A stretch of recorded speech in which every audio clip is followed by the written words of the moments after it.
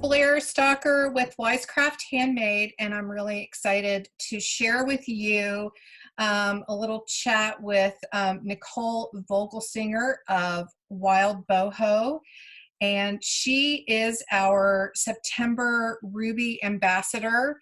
And so what that means is that she just sort of shares her process of working with the embroidery work that she does, how she uses the Ruby products and things like that. And we just talk a little bit about Nichole's work and behind the scenes, and just get inspired by what she's doing.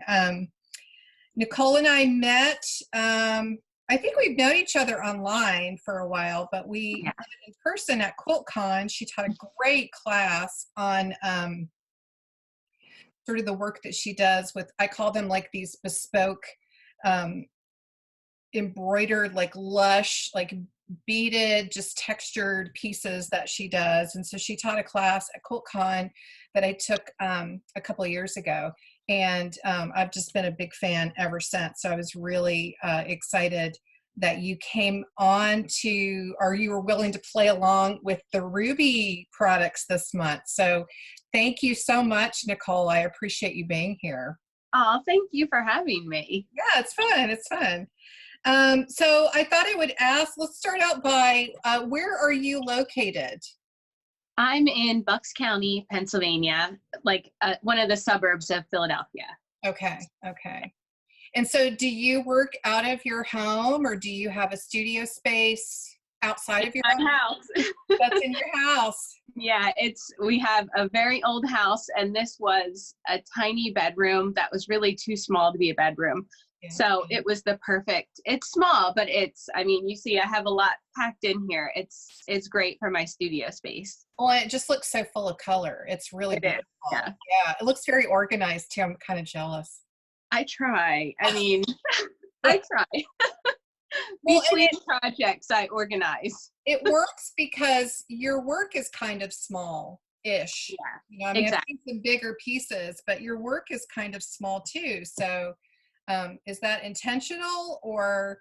Well, honestly, that is kind of how I got started with this, because I love color and pattern. And I was a few years back when I had, my first child, and then I had a second child, and I wanted to be creative, and I was looking at fabrics online, and I was like, oh, I love all these fabrics, but to make something, I have to have like a lot of fabric, and I have to have a sewing space. And I'm like, what can I do that doesn't involve like a big setup, that could be more mobile, but with the fabrics that I really like? And so that's when I started embroidering. I started just buying little fat quarters of fabric and layering several fabrics and just kind of embroidering over that using the fabrics as my pattern. So it really kind of was because I was limited in the space that I have to work with, but also I really like the smallness of the projects. I can add so much detail because they're tiny, and I can spend a lot of time on each piece, which I like. I mean, you really pack a lot of design and color into a little, a fairly small space, which is gorgeous. Right. Can you show us a piece of your work, just to give people who may not be familiar with what you do a little bit of a taste of what you do? So this is from my first book, and I love this one because it's two fabrics. It's the purple background fabric, but the floral piece is from a tablecloth that I found at the thrift store. And I loved the colors in the tablecloth. And I basically just cut out a portion of it. And then this isn't super complicated embroidery either. It's, very simple, straight stitches. I like to show this piece because I think it has a nice impact as a piece of art, but it's not like complicated, or it doesn't have to feel overwhelming to someone who's just starting with embroidery, or just starting to look at fabrics and think, what could I make? That's a great idea. And were the flowers with the vase in the tablecloth? So that was all part of one tablecloth. Exactly. So yeah, I mean, if you look at it, and I think you'll show a close up of it, it's all one section that I cut. from the tablecloth. That's So really I beautiful. definitely recommend looking at, and I know this is what you're into too, like looking at things that aren't maybe cuts of fabric, like going to the thrift store, and if you find a pattern on a shirt that you really like and you know you're not going to wear the shirt but you just love that pattern, like Yeah. buy it and use it in something that you'll see all the time. I love that. Yeah, I do too. I do too, because the vase in that piece is really large and you don't find pieces as readily available. Well, it seems like modern quilting fabric has large motifs, but not that large. So it's not. Exactly. It is tricky to find. I am always looking for large things like Yeah, that. yeah, that's really beautiful. And then so simple, like you said, it's like a base fabric and Yep, then the piece over it, and then you can embellish the piece that you've appliqued on as much as you want. It's great. exactly. Yeah, yeah. So your company, I don't know if I mentioned it before, Wild Boho. Um, and if you do not follow Nichole on Instagram, you are missing out, because very beautiful, inspiring. It's like I always know when I come across an image of yours, because without even knowing that it's you, because it's just this big blast of beautiful color. Oh, thank And you. yeah, I love color too. My Yes. quilts. This is my what I wear every day, but my quilts are where I play with my color for Yeah. sure. So I can relate. So um, have you always embroidered your whole life, or is this something that you started after kids? Well, I've always been crafty. I haven't Mhm. always embroidered since I was, I was raised by a mom who sewed my clothes and she was into smocking, and like she was always making something and I was always making something, and I taught myself how to cross stitch when I was younger, and that didn't go so well because I'm not really good at following patterns Yeah. or instructions. Like I kind of improvise, but I finished the bookmark and that was my end of cross stitching for years. Check that off But your list. Yeah. exactly done. But so yeah, I've always been into crafts, but I really do love like textiles and fibers, and I enjoyed that a Yeah. lot. And I kind of taught myself how to embroider. Um, just jumping in and starting with it and playing with it. So And there's it's not so many it's not an stitches. intimidating craft. Yeah, there's so many different stitches and ways that you can add texture with stitches, and they really Yeah, are something that really anybody can. exactly.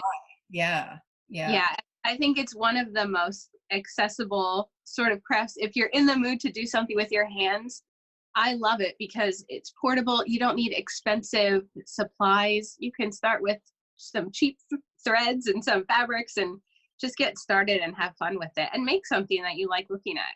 yeah, that's true. Yeah, it's like buying embroidery threads, like buying candy in a candy store. Exactly.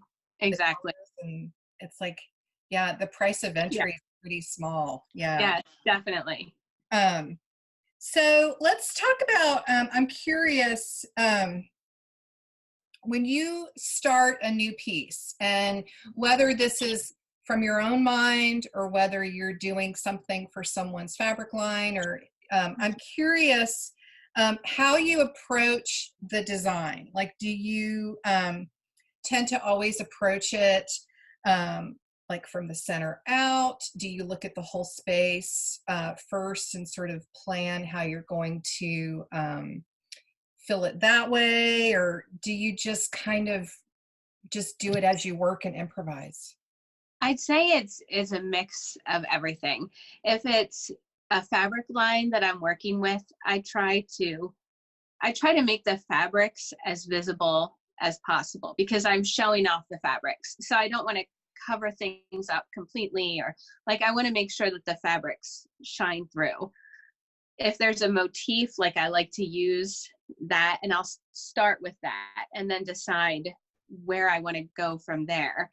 If it's something that I'm designing, like this is one of my most recent patterns. Oh yeah. Um, this is the Franklinia, which has a fun backstory. It was a tree in our area.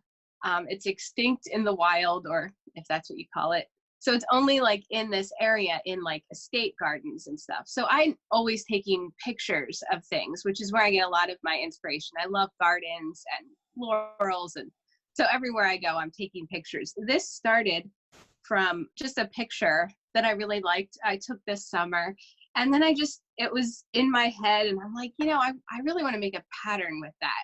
So I just started sketching, and from there, I sketch things out on my iPad, transfer it to the computer, do all the pattern fun stuff. Not really fun stuff. It's the stuff you have to do to get to the fun stuff. And then I start with, okay, well, what colors do I want to use? And I'll start gathering fabrics and see what do I like together. Once I have the fabrics, I'll start cutting out the pieces until I'm happy with that. And then once I have everything hooped up and ready to be mobile, that's when I start gathering like all of my threads. And I don't have a specific, like, this is what I'm going to use here. I just start by gathering up a lot of supplies. So I'll gather all of my white threads or white yarns, and then I'll get sequins and buttons, and I might not even use everything that I've picked, but I keep it on a tray. And as I'm sitting and stitching, I'll look through my supplies. You're spending a lot of time with the project, staring at it as you stitch it. So I'm constantly working up ideas in my head as I'm stitching. So in that way, I kind of say that, it's a very free-spirited approach, because I'm not great at following patterns. I'm always improvising, even my own patterns that I start with. I'm always changing and tweaking them. But it's fun to not exactly know where you're headed with a project when you start working on it.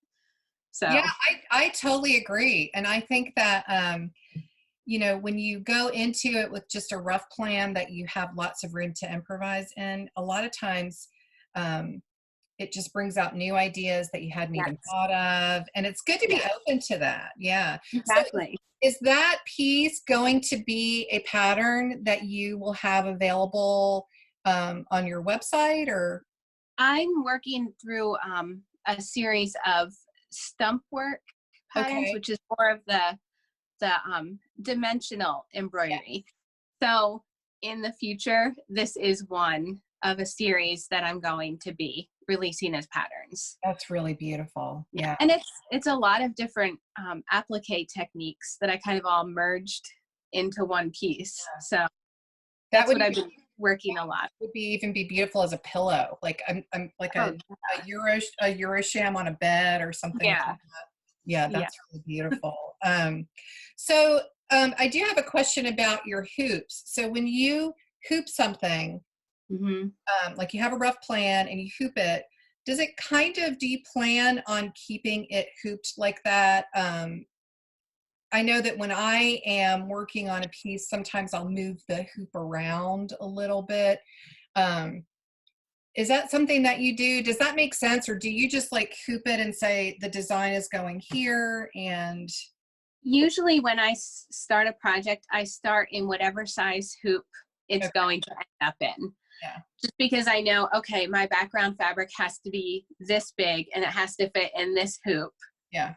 And it just, for me to visually see, like, that's what my palette is and that's what I'm working with, that helps me. Yeah. Okay. Yeah. And do you wrap the hoops at all? Do you ever wrap them, or you paint them, or? Some I paint. This is one that I did paint the edges. And you'll see in the back, I leave it uncovered. Yeah. I like to see the back of my work. I call it the hoop gut. Yeah. I spent so much time stitching it. It doesn't bother me to see the back. But yeah, and I glue the edges and they stay down pretty good. This one was tricky because it's woven fabric strips. And so there's a lot of it was just a lot of fabric at the back. So this one was kind of fun to see the back, because it's like, you see kind of like the thinking process on the back, and then it turn it around and it's this beautiful design on the front. So yeah, I agree. I need credit for that. I I love it. Yeah. I'm not embarrassed by my messy work. No, hoop cuts. I love it. Yeah.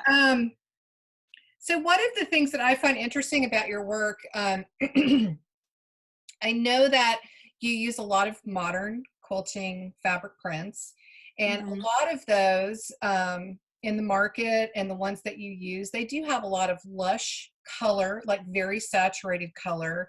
You know, you could call it like a darker in value, or like I talk with my students when I teach about like visual texture, like something's got a lot of design elements in the fabric, Right. and sometimes less or more visual texture in two different fabrics, if there's a contrast, can play nicely together and things like that. But I find that you do a really nice job of merging different modern quilting fabrics that are kind of saturated and that have a lot of color. Do you have any, I don't want to say tricks, but like strategies that you work on or that think through? Well, I do. Color doesn't scare me. Like, I really love working with it and mixing things that you might not expect to see together. One thing that I always do if I'm unsure of, like, I've put something together and I'm not sure, is this going to stand out enough? I like to take a picture with my cell phone, and then I step away from it for a while, go in the other room and look at it through my phone, because I feel like I see it better that way than when I'm actually looking at something. Yep. Seeing it from a distance really helps. Yeah. Help you realize, like, okay, I need a different color here so that it stands out more. It just helps you see it as a whole that way. It's exactly the same way when I'm doing my scrappy quilts and I'll be at the design wall placing things. I really, it looks one way when you're up close. Yes. And when you stand back, it looks entirely different. So it is important to stand back. Yes.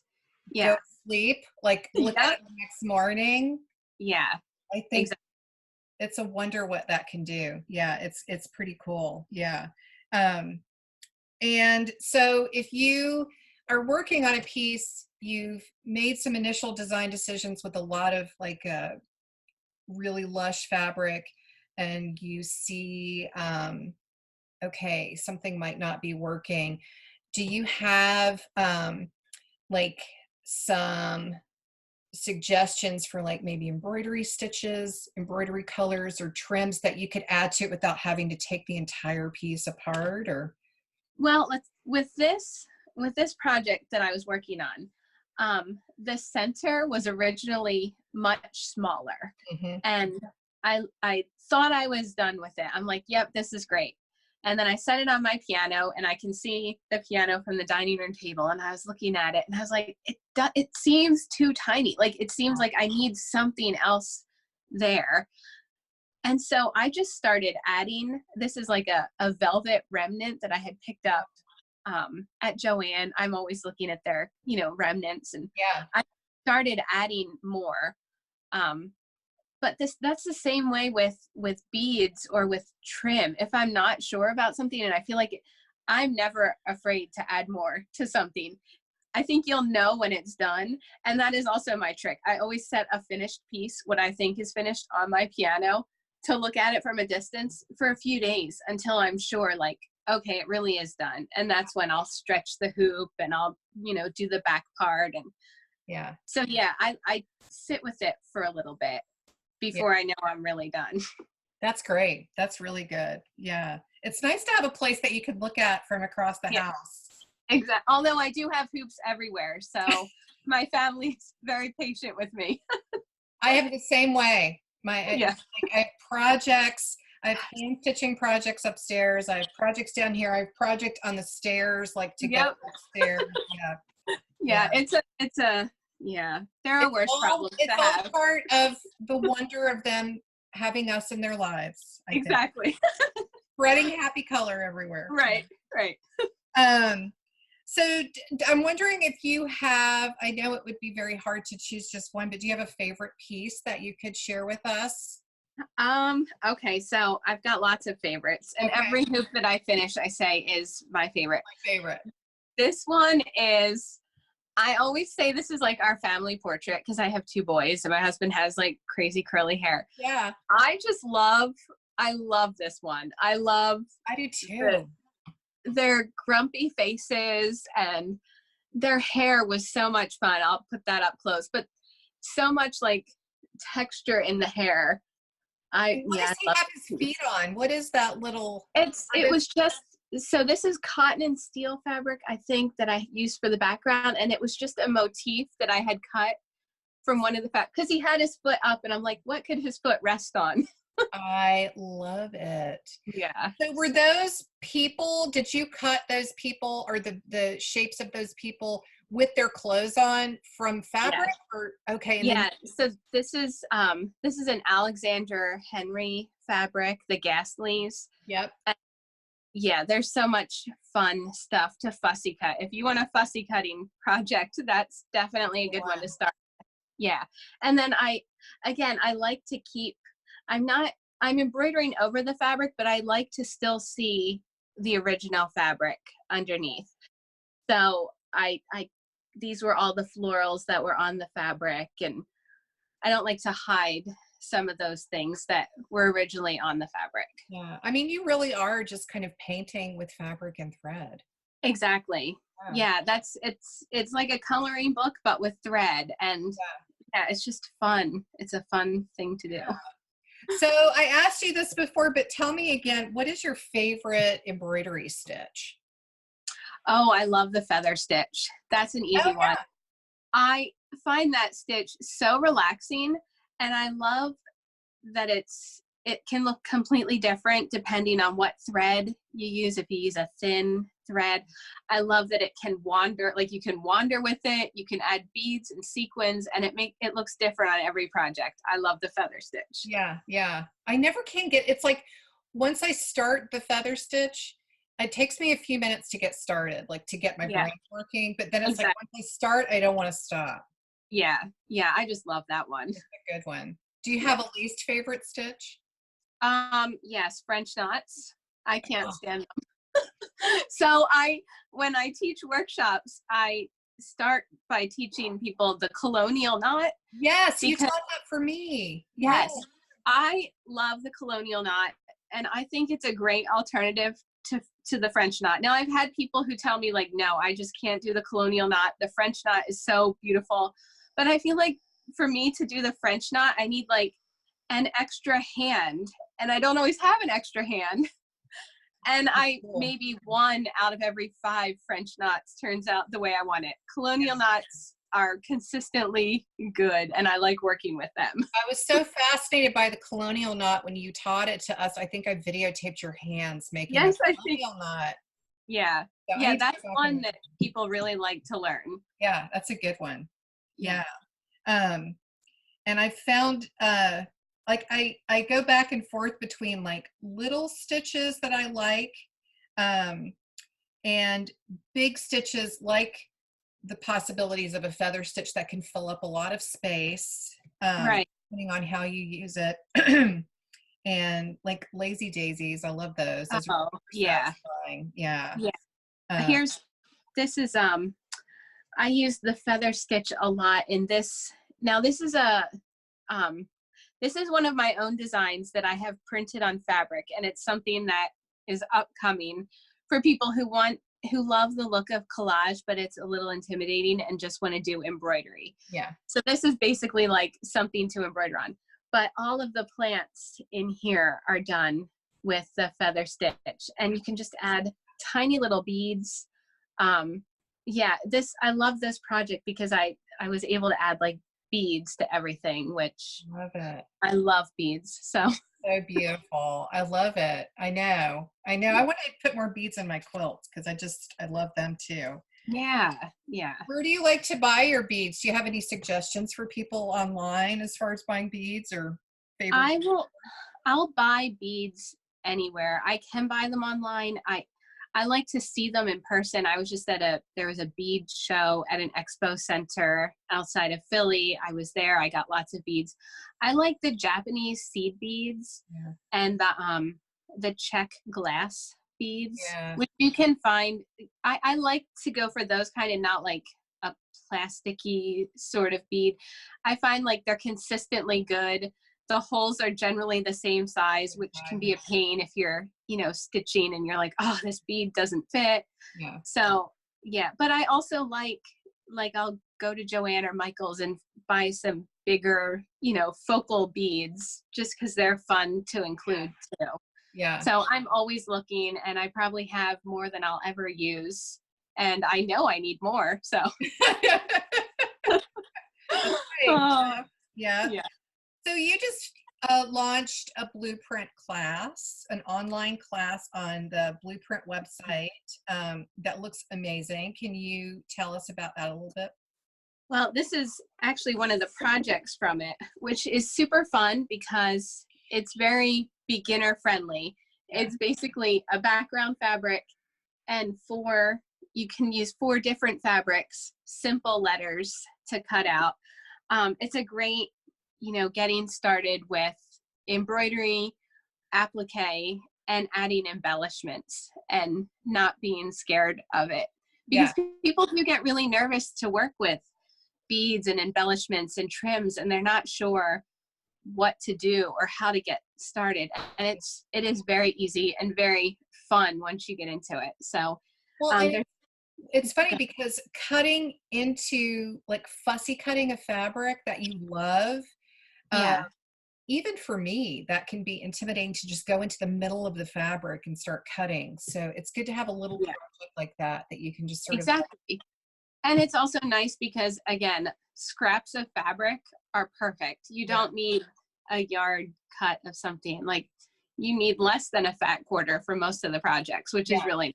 Yeah, that's good. That's good. Yeah. So that's on Blueprint, and I'll put a link below. And so you worked with the Ruby Binder this month. We had some giveaways and some other things. And oh, great! So you got threads. I love it for holding all my spare threads for a project. It's great. It's portable. It is. It's the perfect size. I really like it a lot. Well, and I've played around with like putting it on my keychain and things like that. So I like tools that do more than one thing. So exactly. Yeah. Well, so we can find you online at what's your website address? It's wildboho.com. Wildboho.com, and I'll put all the links below. But I am super excited about your patterns coming. Oh, thank you. It just looks like the perfect thing. Here in Seattle, it gets pretty darn gray and drippy in the wintertime, and it's just nice to have like something fun and colorful. Sit down in the evenings. Exactly. You can be watching TV and relaxing and still like feeling productive. You can, and you don't really have to count. That was why I stopped knitting. I couldn't watch anything because I was like, everybody needs to be quiet because I have to count. Exactly. So this will be fun. I'm looking forward to it. I'm anxious to try them. So when are those going to launch? You're not sure exactly yet, or? Hopefully soon. I'm working on them. The pattern, getting it as a pattern, it always takes me long. I want to make sure that it's right, and it's so soon. Yeah. Well, we'll keep track of your work. We'll see it on Instagram, I'm sure. Yeah. But, thank you so much for being the ambassador. I really appreciate it. Thank you so much. Yes, and we'll look forward to seeing more of your beautiful, colorful hoops online and getting inspiration. All right, thank you.